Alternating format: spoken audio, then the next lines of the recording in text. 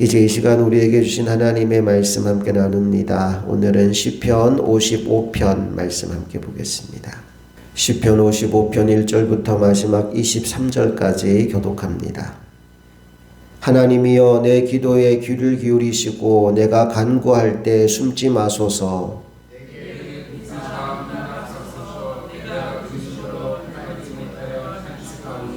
이는 원수의 소리와 악인의 압제 때문이라. 그들이 죄악을 내게 더하며 노하여 나를 핍박하나이다.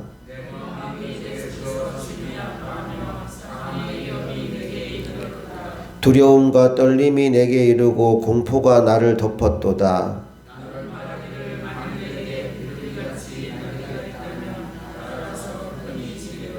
내가 멀리 날아가서 광야에 머무르리로다.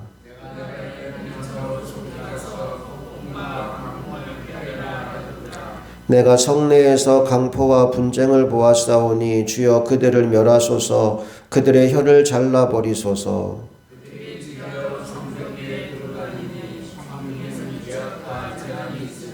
악독이 그 중에 있고 압박과 속임수가 그 거리를 떠나지 아니하도다.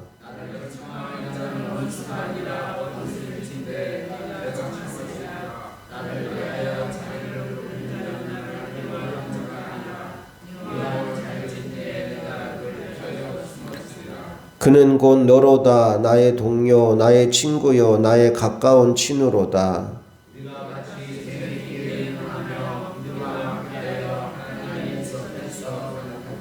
사망이 갑자기 그들에게 임하여 산채로 스올에 내려갈지어다. 이는 악독이 그들의 거처에 있고 그들 가운데 있음이로다.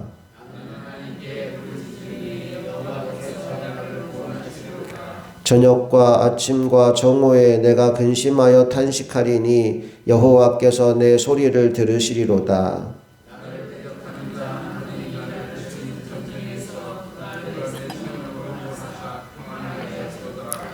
옛적부터 계시는 하나님이 들으시고 그들을 낮추시리이다. 그들은 변하지 아니하며 하나님을 경외하지 아니함이니이다.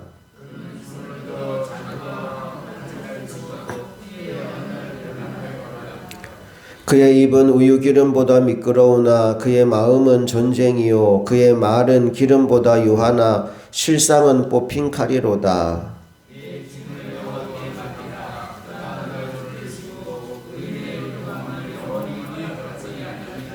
함께 읽습니다. 하나님이여 주께서 그들로 파멸의 웅덩이에 빠지게 하시리이다. 피를 흘리게 하며 속이는 자들은 그들의 날이 반도 살지 못할 것이나 나는 주를 의지하리이다. 아멘. 믿음과 두려움은 시소와 같다라는 말씀을 드린 적이 있습니다. 믿음이 커지면 두려움이 작아지고 두려움이 커지면 믿음이 작아진다는 거죠. 이 새벽 믿음을 키우는 여러분 되시기를 바랍니다. 우리 믿음이 어떻게 클까요? 말씀을 들을 때 믿음이 큽니다. 믿음은 들음에서 나며 들음은 그리스도의 말씀으로 말미암았느니라. 말씀을 들을 때 믿음이 큽니다. 그리고 그 말씀에 순종하면 믿음이 더 커집니다. 우리가 하나님 말씀에 순종할 때 그 말씀을 통해 역사하시는 하나님을 만나게 되거든요. 야, 하나님이 말씀대로 사니까 진짜 이렇게 하시는구나. 이걸 삶으로 체험할 때 우리의 믿음이 계속 자라나게 되는 것입니다. 자, 그런데 오늘 말씀을 보니까 믿음이 있는 사람도 때로는 두려움에 사로잡히는 순간이 있음을 우리에게 보여줍니다. 여러분, 번지점프 혹시 해보셨나요? 출렁다리는 걸어보셨나요? 번지점프 할 때 안전하다는 거 우리 다 압니다. 그죠? 출렁다리 지나갈 때도 안전하게 만들어졌기 때문에 떨어지지 않는다는 거 내가 알아요. 그런데 번지점프 하려고 점프대 위에 서면 다리가 후들후들 떨립니다. 못 뛰어내리고 내려오는 사람 굉장히 많아요. 출렁다리 지나갈 때에도 재밌게 지나가는 사람도 있지만 거기 중간에 딱 얼어붙어서 꼼짝도 못하는 사람도 있어요. 마음에 믿는다는 것과 내 삶의 반응이 전혀 다르게 나타나는 순간들이 있더라는 거죠. 오늘 시편 기자의 상황도 이와 비슷합니다. 하나님이 계신 것도 알고 하나님이 역사하실 것도 아는데 지금 근심과 탄식과 공포가 그의 마음에서부터 스물스물 올라오고 있어요. 4절, 5절 말씀을 우리 같이 읽어봅니다. 시작.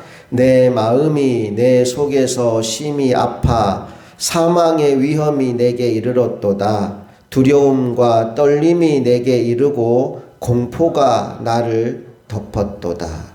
두려움, 떨림, 공포, 이게 지금 오늘 시편 기자가 느끼고 있는 마음의 상태입니다. 이 지경이 되니까 어떤 생각이 드느냐 하면 날개를 달고 그냥 아무도 모르는 어디 무인도 같은 데 가서 내가 그냥 혼자 살았으면 좋겠다라는 생각까지 듭니다.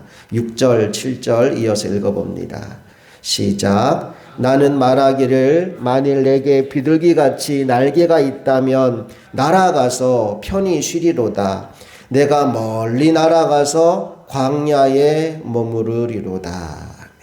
아무도 없는 곳, 아무도 모르는 곳에 혼자 가서 그냥 그렇게 살고 싶다라는 얘기를 합니다.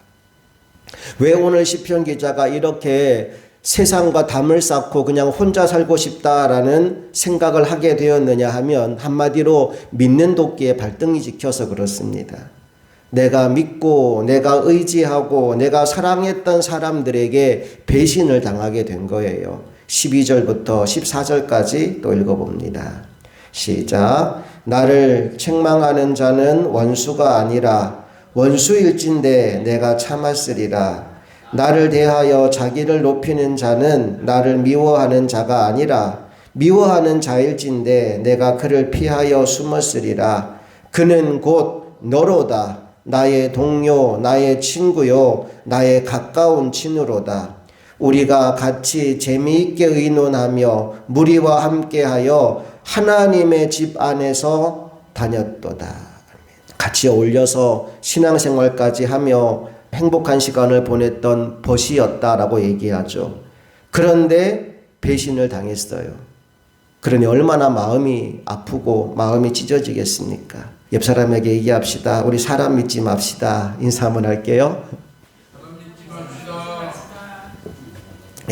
사람 믿으면 안 돼요. 목사도 믿으면 안 돼요. 저도 사람이기 때문에 언제 변할지 몰라요. 우리는 누구만 믿어야 되느냐 하면 하나님만 믿어야 합니다. 사람 철석같이 믿었다가 우리가 배신당하는 경험을 인생 가운데 얼마나 많이 하셨습니까? 물론 신실하기 위해 애를 쓰셔야 돼요.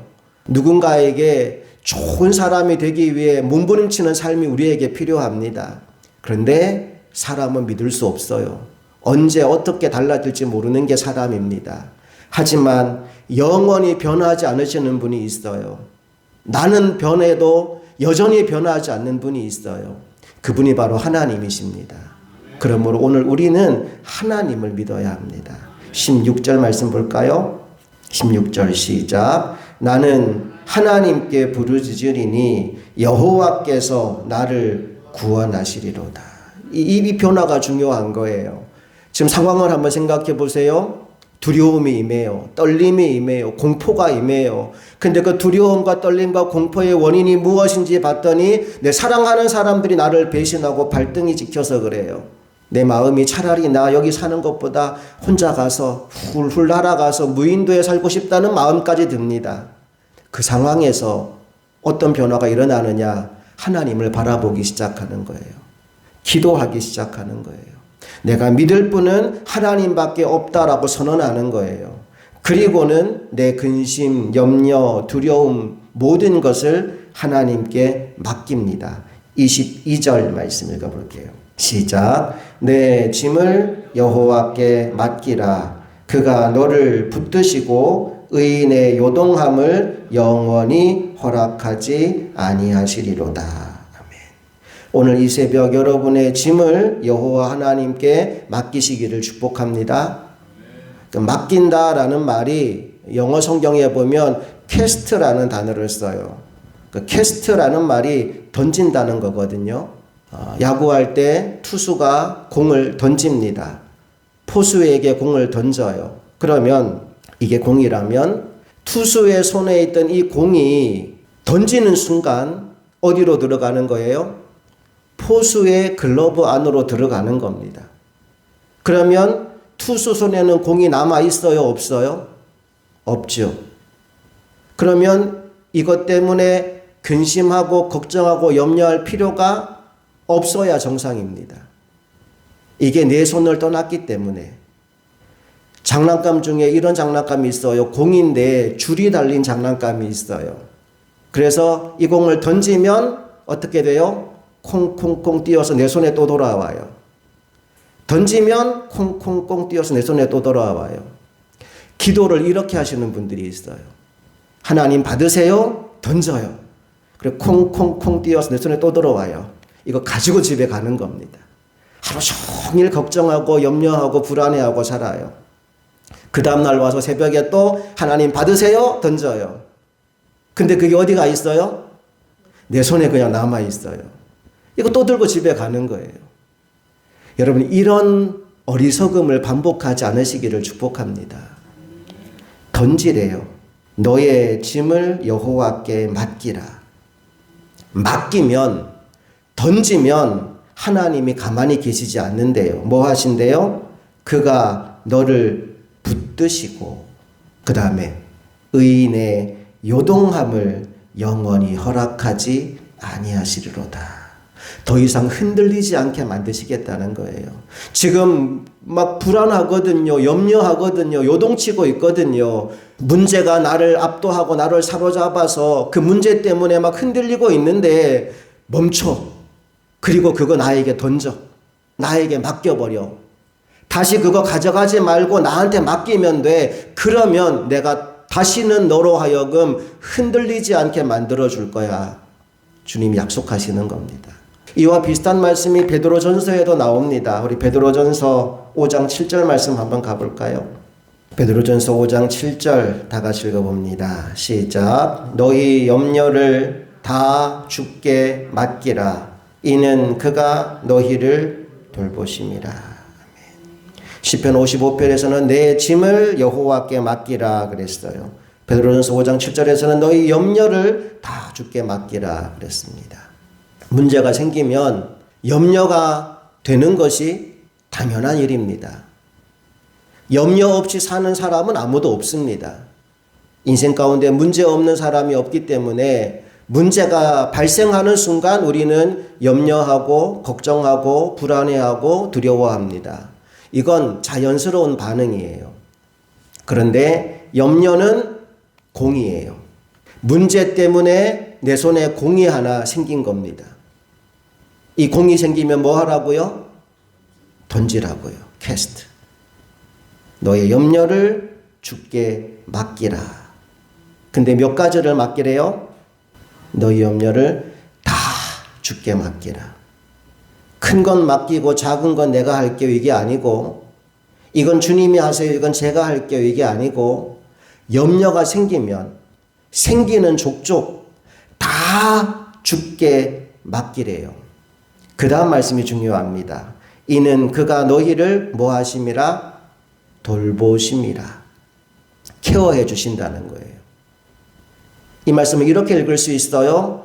네가 맡긴 건 내가 케어할 거야. 근데 네가 나에게 맡기지 않으면 그건 네가 케어해야 돼.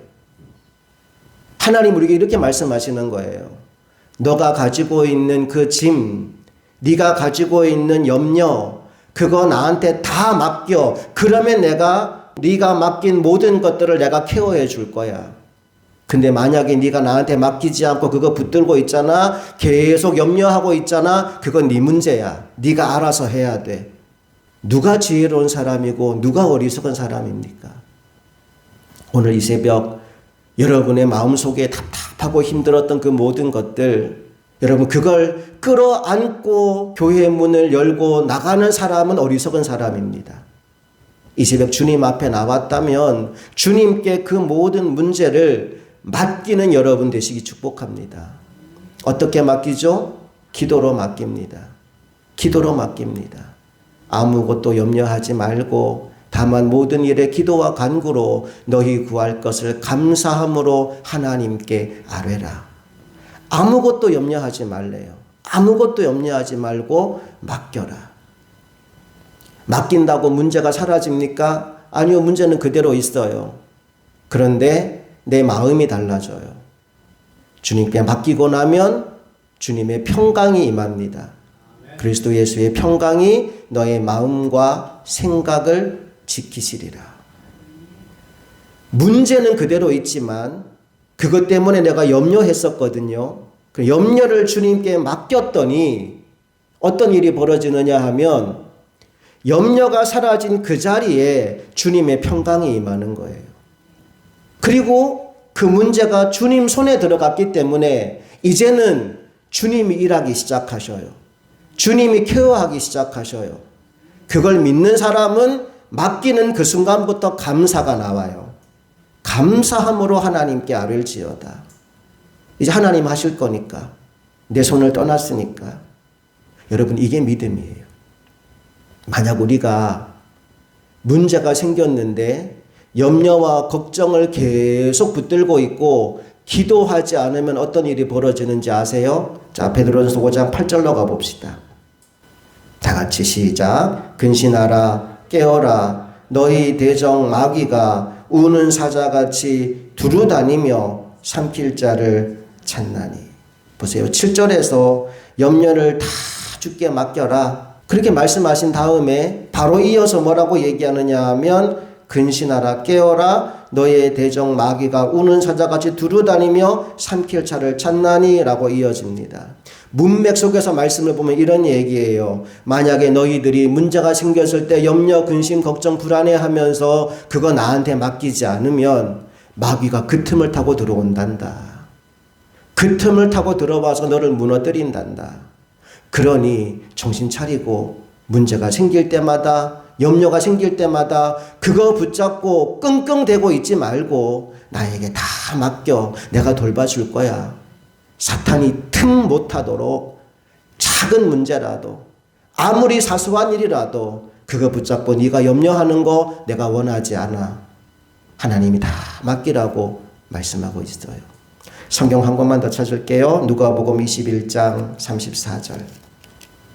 다 같이 읽어봅니다. 시작. 너희는 스스로 조심하라. 그렇지 않으면 방탕함과 술취함과 생활의 염려로 마음이 둔하여지고 뜻밖의 그날이 덕과 같이 너희에게 임하리라. 말세에 우리가 조심해야 되는 것, 주의해야 되는 것 세 가지를 우리에게 말씀합니다. 이거 조심하지 않으면 우리가 마지막 때 마치 덫에 걸린 짐승처럼 우리가 망하게 된다는 거예요. 우리가 조심해야 될 것 세 가지가 뭐냐 하면 첫째 방탕함과 둘째 술 취함과 마지막 뭐라고 나와 있어요? 생활의 염려래요. 우리는 방탕한 게 나쁘다는 거 너무 잘 알아요. 술 취한 거 하나님 원하지 않는다는 거 너무 잘 알고요. 그런데 생활의 염려가 이렇게 무서운 거야 라는 생각은 못 합니다. 아니 목사님 걱정 안 하고 어떻게 살아요? 문제가 이렇게 많은데 염려 없이 어떻게 살 수 있어요? 많은 성도들이 그런 생각을 하고 산다고요. 그런데 성경은 분명히 말합니다. 생활의 염려로 너희 마음이 둔하여진다. 사탄이 틈타고 들어온다. 그리고 뜻밖의 그날이 왔을 때 너희가 덫에 걸린 짐승처럼 멸망하게 된다. 그러니 정신 차리고 염려가 너를 지배하지 못하게 하라 말씀하고 있는 겁니다. 여러분 생활의 염려를 조심하십시오. 돈 없다고, 몸이 아프다고, 이런저런 문제가 생겼다고 날마다 어떡하지 걱정하고 염려하고 불안하게 살면 하나님이 뭐라고 말씀하실까요? 너는 왜 나를 그렇게 못 믿냐 그러셔요. 밤새 풍랑이 있는 배에서 예수님 주무시고 계셨잖아요. 제자들이 살아보겠다고 물도 퍼내고 뭐 별의별 거 다 했는데 풍랑이 막 덮치어서 거의 죽을 지경까지 됐어요. 그제서야 예수님을 흔들어 깨웁니다. 예수님 죽게 생겼습니다. 빨리 일어나십시오. 예수님 일어나자마자 뭐부터 했는지 아세요? 제자들을 혼내는 것부터 시작해요. 니들이 왜 이렇게 믿음이 없느냐? 내가 너희들과 함께 있는데 너 왜 이렇게 걱정하고 염려하고 불안해하느냐? 그리고는 일어나서 말씀 한마디로 그 풍랑을 잠잠하게 만드십니다. 여러분 인생 가운데 하나님이 함께 하십니다. 그 풍랑 만난 뱃속에 하나님이 함께 하십니다. 그러니 더 이상 염려하지 마십시오. 걱정하지 마십시오. 그 문제 주님께 맡기고 주님이 주시는 평강을 누리는 이 새벽 되실 수 있기를 간절히 소망합니다. 함께 기도하시겠습니다.